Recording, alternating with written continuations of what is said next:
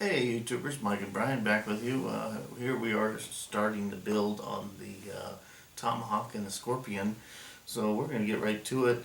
We'll show you some highlights of the build and hopefully some completed cars here pretty soon. So anyway, we're going to get to pulling these parts out of here. They've got them all in these shrink wrapped packages. The box is very nicely laid out, so the parts and pieces are protected from getting thrown around inside the box during shipping and stuff, so that's kind of nice. They're not.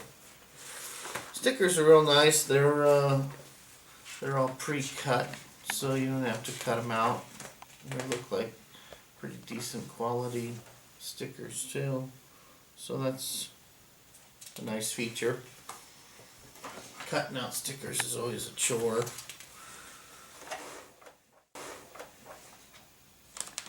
But we're going to pull these tires out just so we can take a look at them real quick.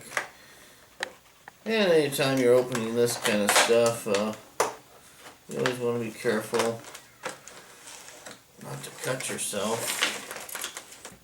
Front tires, the rubber is extremely hard. They'll last forever, basically. The finish on the wheels are really nice. Back tires feel like really nice rubber. They're quite soft, much softer than the front. One of the concerns I had with these wheels, if you look inside this wheel, you've got a smooth face here, where normally on a tire you would have a hex or a pin. Yeah, hex or some sort of drive key where you're gonna have a hex go into the wheel, and then this would lock it into your drive axle.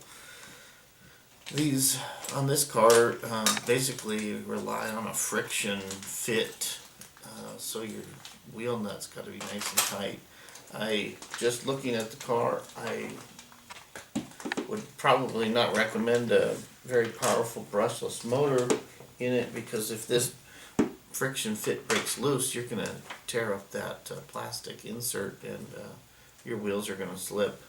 And it's pretty small face there, so that'll be interesting to see how that holds up. And that ain't gonna work.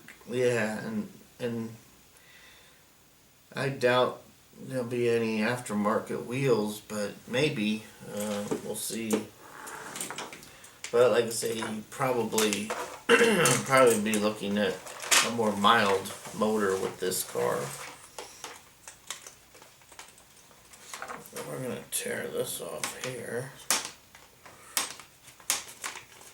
Back in the day when I was a kid, it was always very exciting to see all these parts and pieces laid out nicely, and nowadays they're just sort of thrown into a bag, and you just pull out parts out of a bag, and the anticipation of putting these parts together, you can see them ready to go, was kind of the fun thing in putting these cars together. So they do a good job with the appearance. Gear diff. In fact, how about you just crack it open? Yeah, let's just pull it open. I think no, I think it might be a ball. I want to say, if you want to get a closer up on this thing here, it's real rough, it's real tight, so makes me want to say it might be a ball diff, but I'd be real surprised.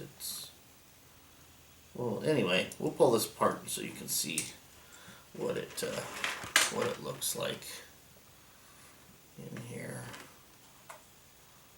And I just want to see if they put any grease, if it is a gear diff. I could have probably looked at the manual, but what's the fun in that? Now let's pull it apart and let everybody see what's inside here. Yeah. That's kind of fun too. If it's a ball tip, hopefully the ball's like Go falling all over. yeah. Okay, so we're looking at a gear diff inside here. Weird looking gear diff. So if you want to zoom in on this, you can see the out drive's got a little pin there that locks into a bevel gear here.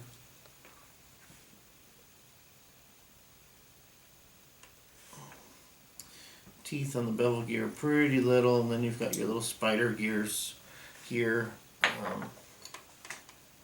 It was a real tight fit, and I just wanted to make sure there was some grease in there, and it looks like it's all nicely greased, so we're gonna just pull that back together.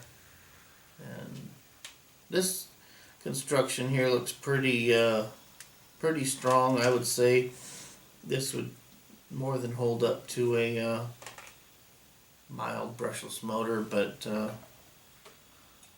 I don't know, I think we're gonna go with probably a brushed system.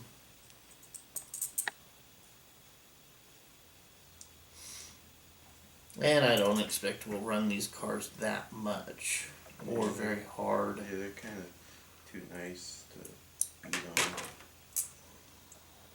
As much fun as that is.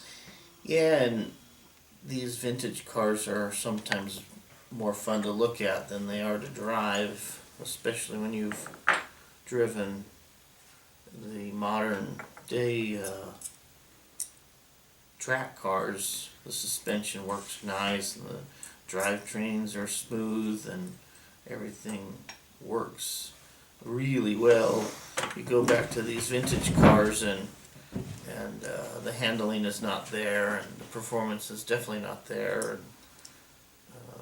But part of the fun is the nostalgic of having an older car that was that you had as a kid or wished you had as a kid, more importantly.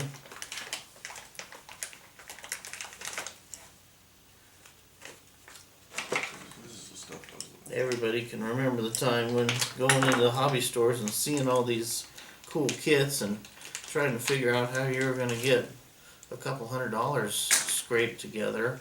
That was always the trick, to get somebody to buy one of these things when you could buy a toy for $30 or $40, and getting your mom and dad on the ball to shell out a couple $100 for what they thought was the same thing was always the trick back in the day.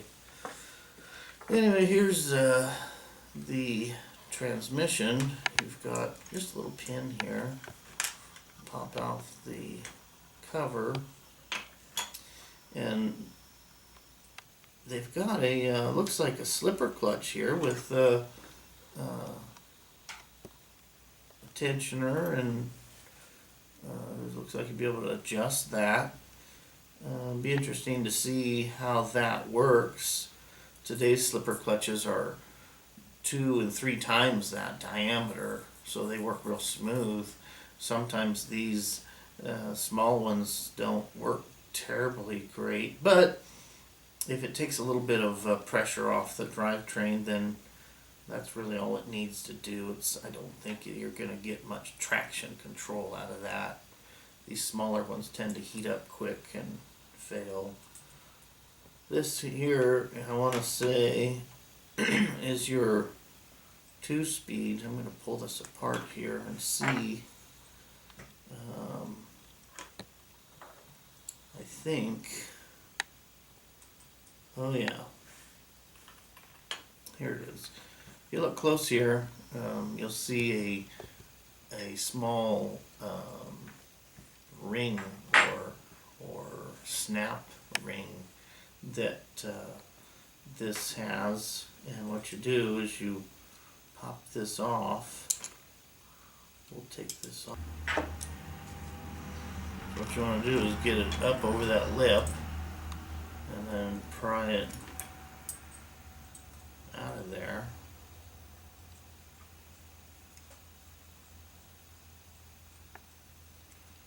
Work your way around.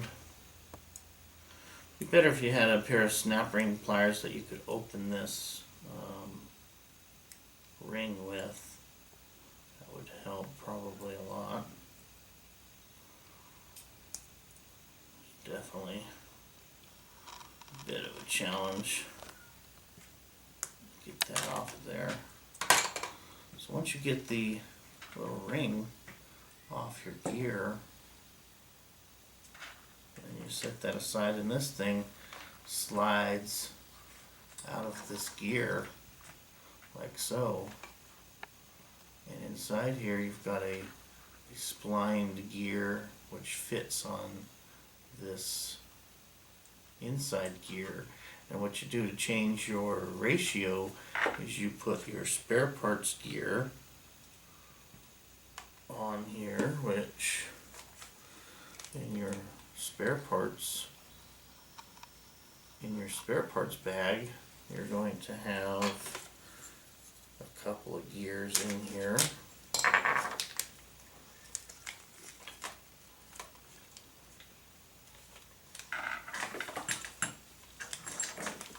One is going to be a pinion gear and a additional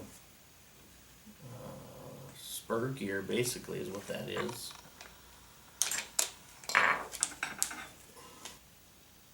Which, oh, That's not the motor hole. Oh yeah. They'd probably go up somewhere right here. So your motor's going to go on this side here with only 2 holes to lock your motor in, so the pinion's going to be in place.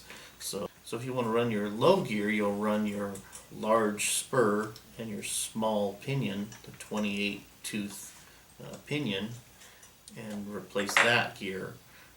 If you want to run your high gear setup, you'll replace both those gears and you'll run the 31 tooth pinion with your small spur gear, and that'll change your ratios a little bit. They're basically matching the pinion and the spur gear together with the motor in a fixed position. Years later, they realized we can move the motor a little and get whatever pinion gear we want based on the track conditions, and all you had to do was move the motor a little closer or further away from the spur gear. So that's a little bit different. To start out, I'm probably going to run the low gear just to see what we get. I'd rather have a little more torque than ultimate speed. I don't want to really try to tear this car up too much. Looks like the low gear is a 41 tooth pinion. Anyway, when you put this in, you can see it's splined with the gears, so it'll go right into that gear and go through. And then once you get it through, you gotta get this ring back on this little groove. So that's the tricky part there, but